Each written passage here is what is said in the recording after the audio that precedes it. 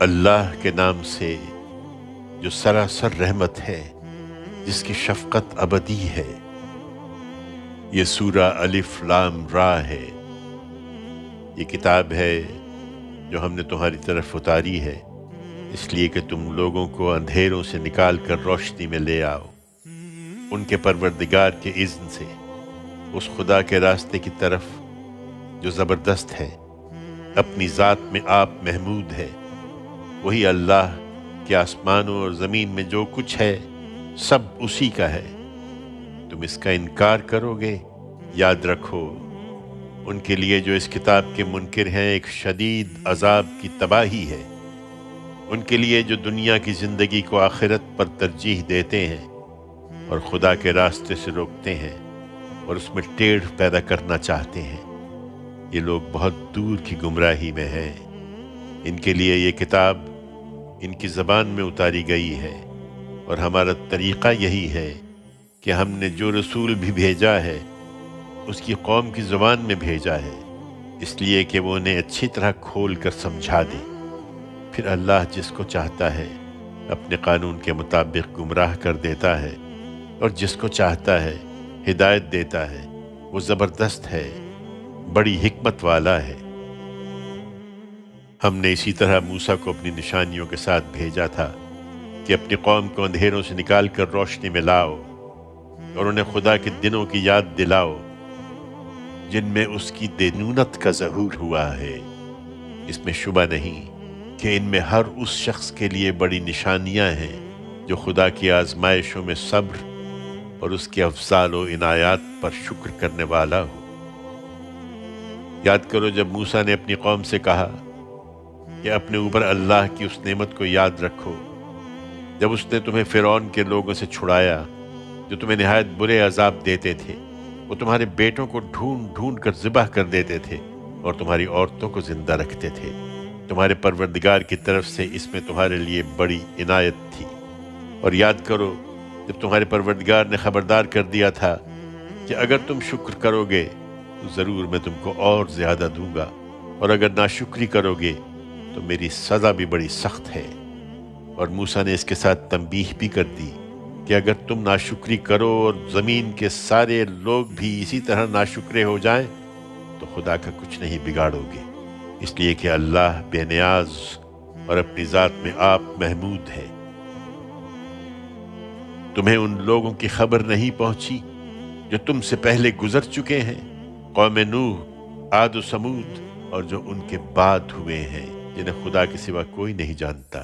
ان کے رسول ان کے پاس کھلی کھلی نشانیاں لے کر آئے تو انہوں نے اپنے ہاتھ ان کے منہ میں دے دیے کہ خاموش ہو جاؤ، اور کہہ دیا کہ جو تمہیں دے کر بھیجا گیا ہے ہم اس کو نہیں مانتے، اور جس چیز کی طرف تم ہم کو بلا رہے ہو اس کے بارے میں ہم ایسے شک میں پڑ گئے ہیں جو سخت الجھن میں ڈال دینے والا ہے۔ ان کے رسولوں نے کہا، کیا خدا کے بارے میں شک ہے جو آسمان اور زمین کے وجود میں لانے والا ہے؟ وہ تمہیں بلا رہا ہے کہ تمہارے گناہوں میں سے معاف فرمائے جو اس سے پہلے تم سے ہوئے ہیں، اور تم کو ایک مقرر مدت تک مہلت دے۔ انہوں نے جواب دیا، تم ہماری طرح کے ایک آدمی ہی ہو، تم چاہتے ہو کہ ہمیں ان چیزوں کی بندگی سے روک دو جنہیں ہمارے باپ دادا پوچھتے آئے ہیں۔ یہی بات ہے تو ہمارے سامنے کوئی صریح سند لاؤ۔ ان کے رسولوں نے ان سے کہا، بے شک ہم تمہاری ہی طرح کے آدمی ہیں، مگر اللہ اپنے بندوں میں سے جس پر چاہتا ہے فضل فرماتا ہے۔ یہ ہمارے اختیار میں نہیں ہے کہ اذن الہی کے بغیر ہم تمہیں کوئی سند لا دکھائیں، سو تمہارا یہ مطالبہ اللہ کے حوالے ہے، اور ایمان والوں کو چاہیے کہ اس طرح کے معاملات میں اللہ ہی پر بھروسہ رکھیں۔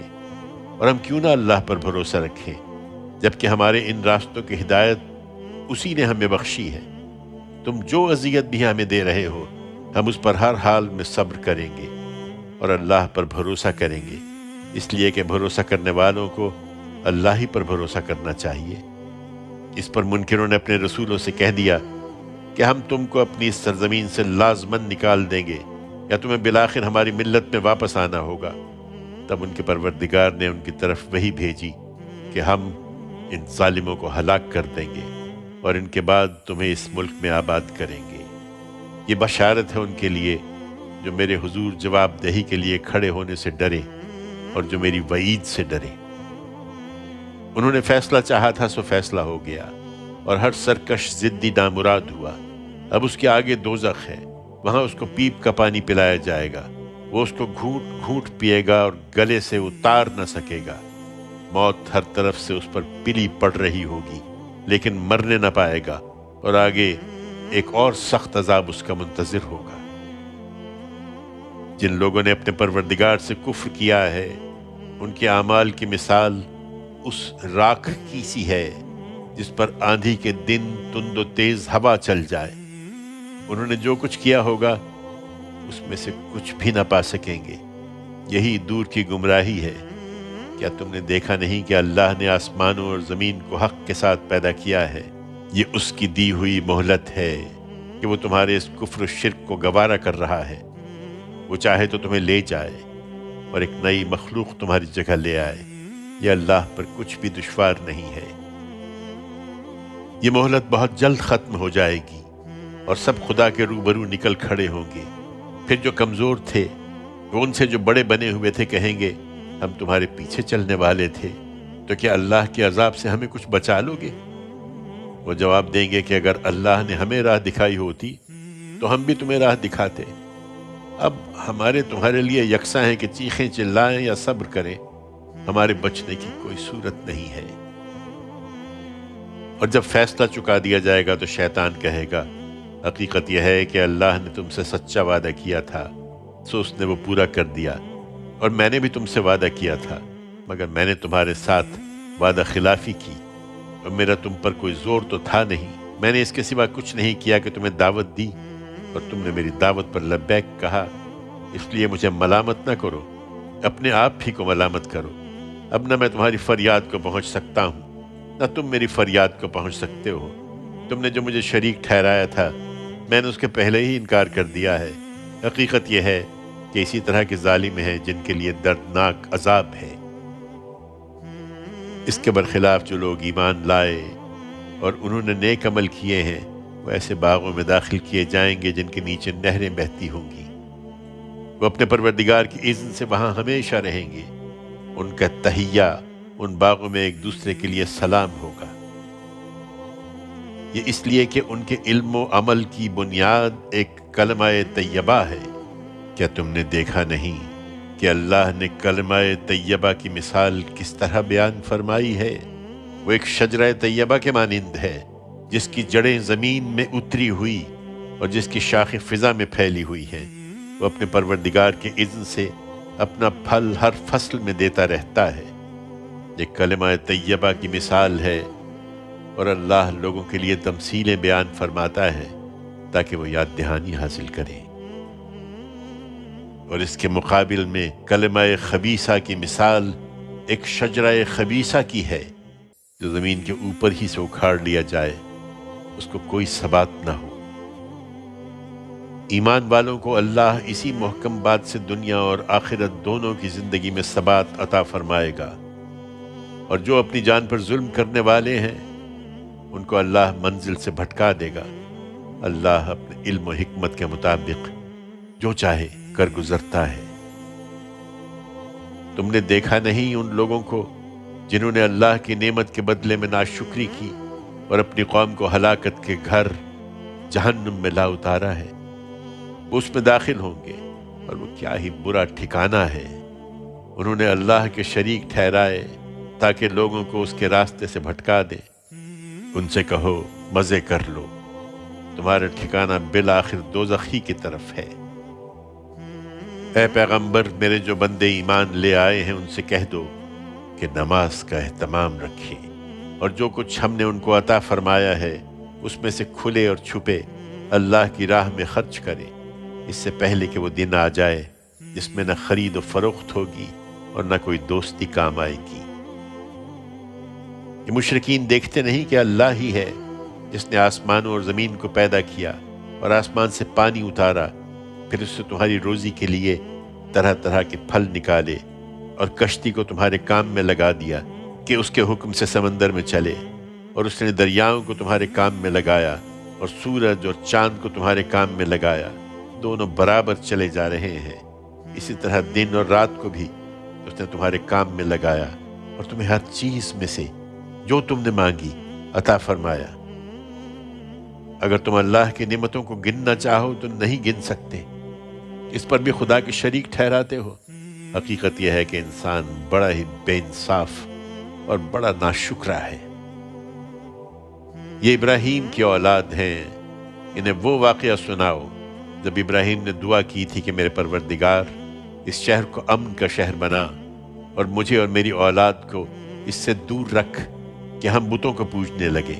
پروردگار، ان بتوں نے بہت لوگوں کو گمراہی میں ڈال دیا ہے، یہ میری اولاد کو بھی گمراہ کر سکتے ہیں، اس لیے جو ان میں سے میری پیروی کرے وہ تو میرا ہے، اور جس نے میری بات نہیں مانی اس کا معاملہ تیرے حوالے ہے۔ پھر تو بخشنے والا ہے، تیری شفقت ابدی ہے۔ اے ہمارے پروردگار، میں نے اپنی کچھ اولاد کو تیرے حرمت والے گھر کے پاس ایک بن کھیتی کی وادی میں لا بسایا ہے۔ پروردگار، اس لیے کہ وہ اس گھر میں نماز کا اہتمام کریں، سو تو لوگوں کے دل ان کی طرف مائل کر دے اور انہیں پھلوں کی روزی عطا فرما، اس لیے کہ وہ تیرا شکر ادا کریں۔ پروردگار، تو جانتا ہے جو کچھ ہم چھپاتے ہیں اور جو کچھ ظاہر کرتے ہیں۔ حقیقت یہ ہے کہ اللہ سے کچھ بھی چھپا ہوا نہیں ہے، نہ زمین میں نہ آسمان میں۔ خدا کا شکر ہے جس نے مجھے اس بڑھاپے میں اسماعیل اور اسحاق عطا فرمائے ہیں۔ اس میں کچھ شک نہیں کہ میرا پروردگار دعا کا سننے والا ہے۔ پروردگار، مجھے نماز کا اہتمام کرنے والا بنا اور میری اولاد سے بھی جنہیں میں یہاں بسا رہا ہوں۔ پروردگار، اور میری یہ دعا قبول فرما۔ پروردگار، تو مجھ کو بخش دے اور میرے والدین کو اور سب ایمان والوں کو بخش دے اس دن جب کہ حساب قائم ہوگا۔ یہ ظالم جو کچھ کر رہے ہیں، تم خدا کو اس سے ہرگز غافل نہ سمجھو اے پیغمبر۔ وہ انہیں صرف اس دن کے لیے ٹال رہا ہے جس میں نگاہیں پھٹی کی پھٹی رہ جائیں گی، یہ سر اٹھائے ہوئے بھاگ رہے ہوں گے، ان کی نظر اٹھے گی تو ان کی طرف پلٹ کر نہ آئے گی اور ان کے دل اڑے ہوئے ہوں گے۔ تم ان لوگوں کو اس دن سے خبردار کر دو جس دن انہیں عذاب آ لے گا۔ اس وقت یہ اپنی جانوں پر ظلم ڈھانے والے کہیں گے کہ اے ہمارے رب، ہمیں تھوڑی سی مہلت اور دے دے، ہم تیری دعوت قبول کر لیں گے اور تیرے رسولوں کی پیروی کریں گے۔ کیا تم اس سے پہلے قسمیں نہیں کھاتے رہے تھے کہ تم اپنی جگہ سے ہٹنے والے نہیں ہو؟ تم انہی لوگوں کی بستیوں میں آباد تھے جنہوں نے اپنی جانوں پر ظلم ڈھائے تھے، اور تم پر کھل چکا تھا کہ ہم نے ان کے ساتھ کیا معاملہ کیا، اور ہم نے تمہارے لیے ان کی مثالیں بیان کر دی تھیں۔ انہوں نے اپنی سب چالیں چل دیکھیں، ان کی یہ چالیں اب اللہ کے پاس دھری ہیں، اگرچہ ان کی چالیں ایسی تھیں کہ ان سے پہاڑ بھی ٹل جائیں۔ سو ہرگز خیال نہ کرو کہ اللہ اپنے رسولوں سے کیے ہوئے وعدوں کے خلاف کرے گا۔ یقیناً اللہ زبردست ہے، وہ انتقام لینے والا ہے۔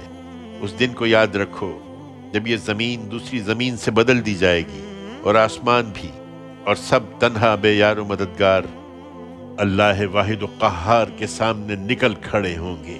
اس دن تم مجرموں کو دیکھو گے کہ زنجیروں میں جکڑے ہوئے ہیں، ان کے لباس تارکول کے ہیں اور ان کے چہروں پر آگ چھائی ہوئی ہے۔ یہ اس لیے کہ اللہ ہر شخص کو اس کی کمائی کا بدلہ دے۔ بے شک اللہ جلد حساب چکا دینے والا ہے۔ یہ لوگوں کے لیے ایک اعلان ہے، اس لیے کہ ان پر حجت پوری ہو جائے، اور اس لیے کہ وہ اس کے ذریعے سے خبردار کر دیے جائیں، اور اس لیے کہ وہ جان لیں کہ وہی ایک معبود ہے، اور اس لیے کہ دانشمند اس سے یاد دہانی حاصل کر لیں۔